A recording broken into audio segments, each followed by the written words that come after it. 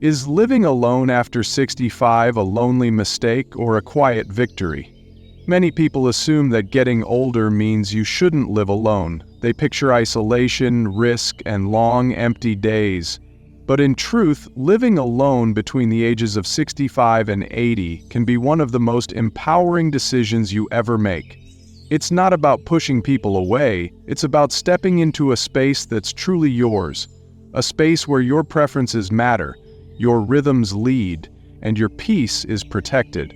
Some folks fear that living alone means being forgotten or vulnerable, but for many older adults it actually brings strength, clarity, and a sense of renewal. It gives them room to grow, not shrink, to breathe, not brace, and to rediscover parts of themselves that got buried under decades of caregiving, compromise, and clutter. Living alone doesn't mean living without connection, it means living with intention. In this video, we're going to explore 6 honest, often overlooked reasons why living alone in your late 60s, 70s, or even early 80s can be a wise, even joyful choice.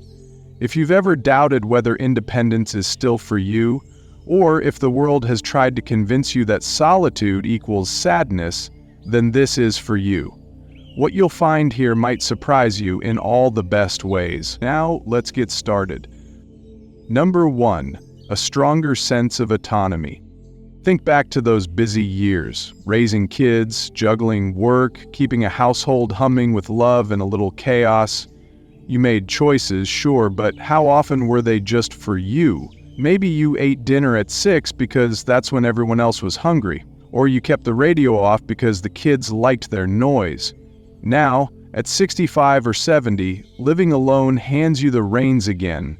What time do you want supper? What song do you want to hear?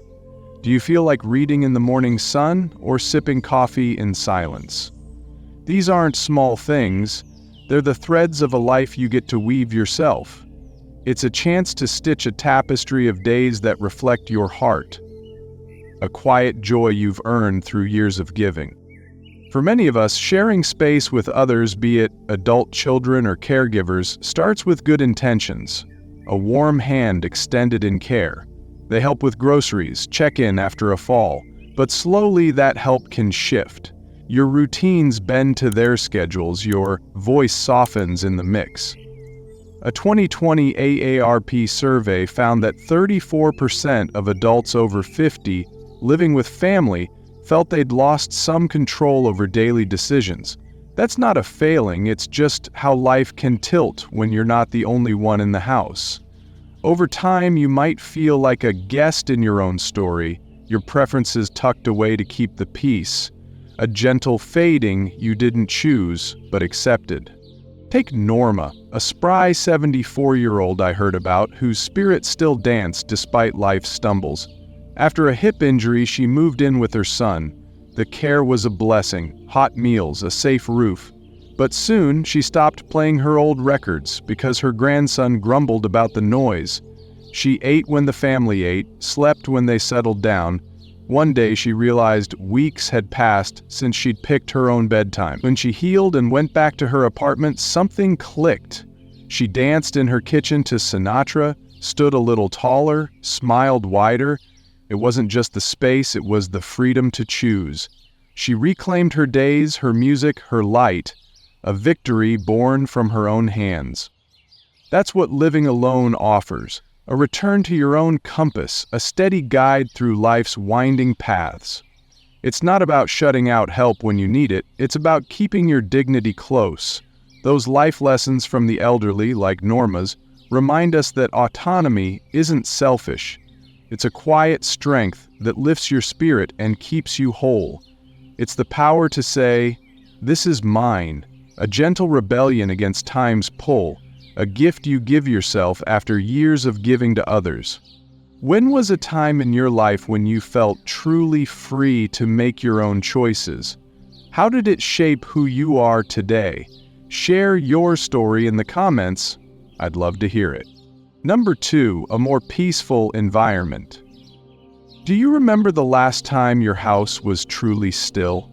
Not the tense quiet before a storm, but a gentle hush where you could hear the clock tick or the birds outside. That's the gift of living alone, a peace you can shape.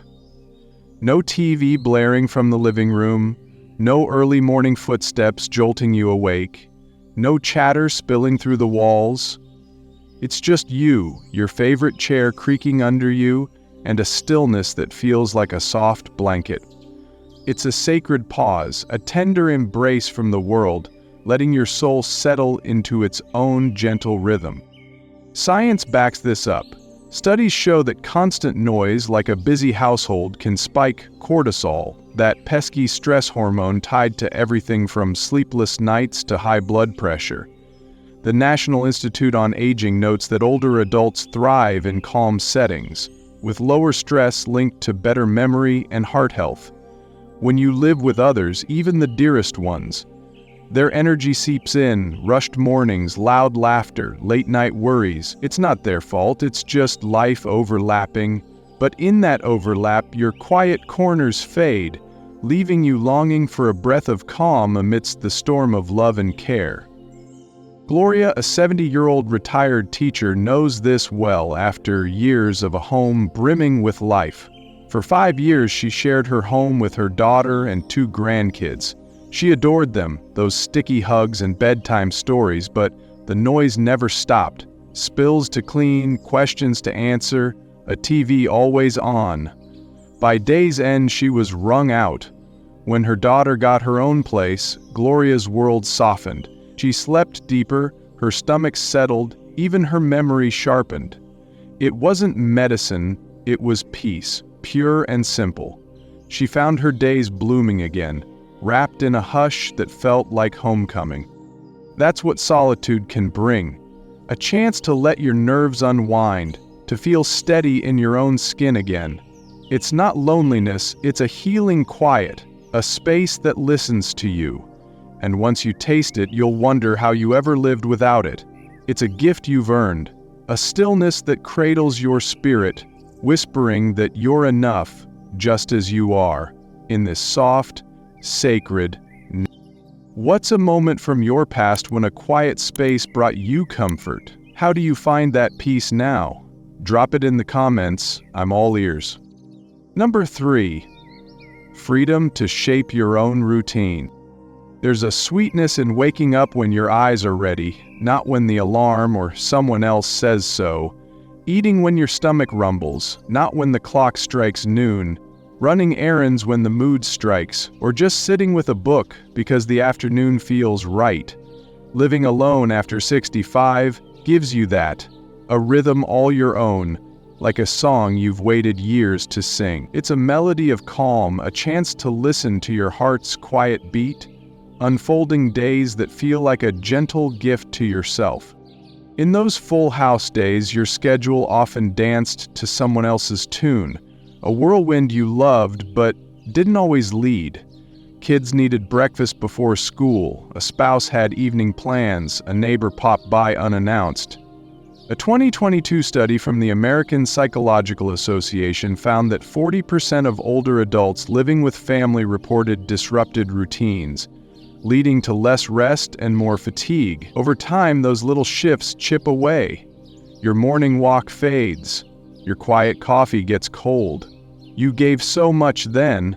Now, solitude offers a chance to reclaim what slipped through those busy, beautiful years. Carl, a 77-year-old widower, felt that pull after decades of a life full of others' needs. After a health scare, he moved in with his nephew. It was comforting at first, someone to chat with, meals on the table, but soon, his slow breakfasts vanished under the family's school rush. The noise drowned his crossword time. When he moved back to his small apartment, life bloomed again. He painted, slept through the night, found his energy, all because his days were his own. He rediscovered the joy of a morning stretched long, a canvas for his soul's quiet return. This isn't about being stubborn. It's about honoring what your body and soul need, a sacred act of self-kindness. Life lessons from the elderly like Carl teach us that a routine you craft isn't just freedom, it's medicine, soothing you into a life that fits just right. It's the soft power of choosing your pace, letting your spirit sway to its own tune, healing through the simple grace of a day shaped by you alone. What's a daily ritual from your younger years you'd love to bring back? How might it feel to reclaim it now? Share below, I'd love to know. Number 4, emotional resilience and confidence. There's a spark that flares when you lock your door at night, knowing you've handled the day, bills paid, dinner made, a leaky faucet fixed. It's not loud or showy, but it's there, whispering, "I've still got this." Living alone in your later years builds that quiet strength, proving you're not just getting by, you're choosing your path. It's a gentle glow that grows with each task, a reminder of your grit. Maybe it's planting a flower or writing a letter.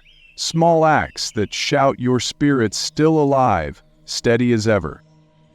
Aging can plant doubts like weeds in a garden you once tended so well. Maybe you've heard you shouldn't be on your own, or felt the world expects you to lean on others more. But doing it yourself, safely, mindfully, can mend that. The National Council on Aging says 60% of seniors living independently report higher self-esteem than those in shared homes. Each small win, calling the plumber, picking your grocery list, tells you you're still steady, still capable. It's not just surviving, it's thriving, reclaiming the confidence life's hustle might have dimmed over the years. Bernice, 81, found that spark after years of leaning on her sister's steady presence. After her sister passed, folks thought she'd move in with family. Instead, she stayed put. At first, she trembled. Could she manage? But she did. She sorted her bills, fixed a faucet, drove to the doctor. One day, she laughed and said, "I didn't know I could still do all this." That glow wasn't just pride, it was resilience, lighting her up. She'd rediscovered her hands could still build, her heart could still dare, shining brighter than ever.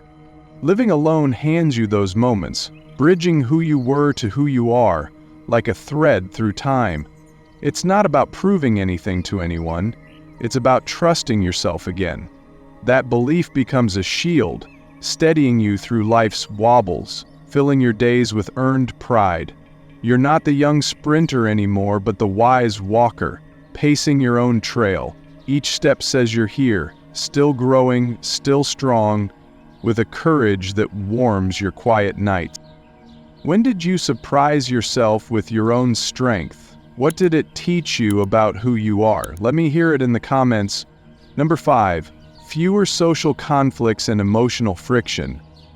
One of the most overlooked benefits of living alone in your later years is the peace that comes from fewer daily conflicts. You're not navigating passive-aggressive remarks. You're not absorbing someone else's bad mood. You're not compromising on how loud the TV is or biting your tongue at the dinner table. That may sound minor, but emotional friction, especially when it's constant, drains your energy. It chips away at your sense of ease, and over time it can quietly steal the joy from your days without you even realizing it. When you live with others, even those you love, there's always the potential for tension. It could be a difference in habits, in beliefs, in how you like your space to feel. And while those differences might seem manageable, the constant need to adjust, explain, or defend your preferences wears you down. Eventually, you start shrinking yourself to keep the peace. You stop saying what you think. You walk on eggshells. You edit your joy. And that quiet pressure adds up.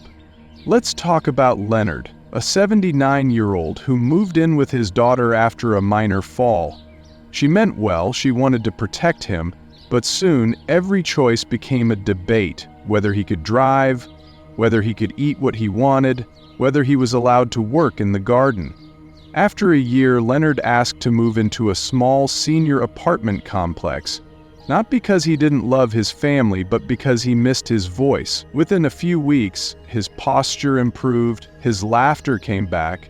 He said it felt like his home was finally his again.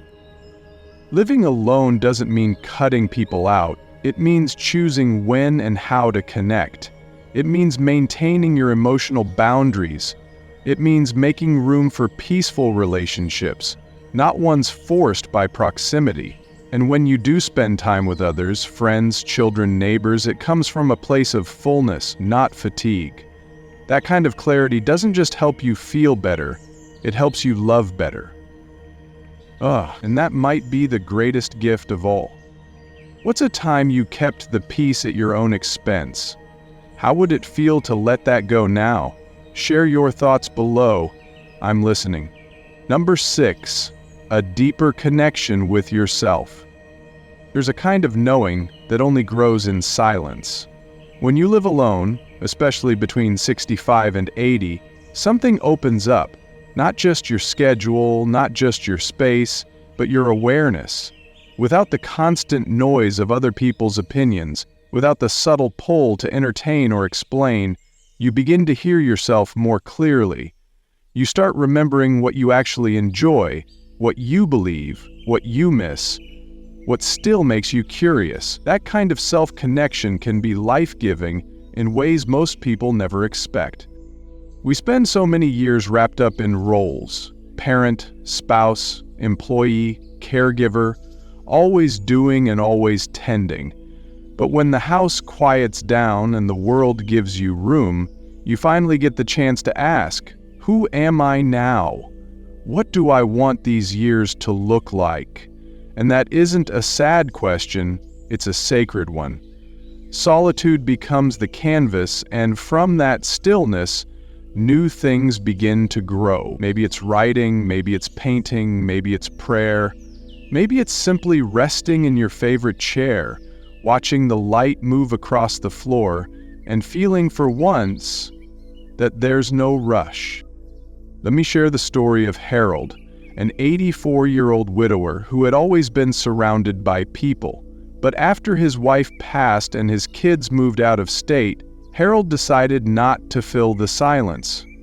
He didn't join every club or invite boarders into the house. Instead, he sat with himself. At first, it was unfamiliar, even uncomfortable. But over time, he began to journal. Then he started recording his memories, and one day he said, "I thought I was alone, but I found someone in the quiet. I found me." Those words stayed with me. Living alone isn't about absence, it's about presence, in your thoughts, in your own unfolding life. And when you allow yourself that kind of depth, it doesn't just bring peace, it brings meaning.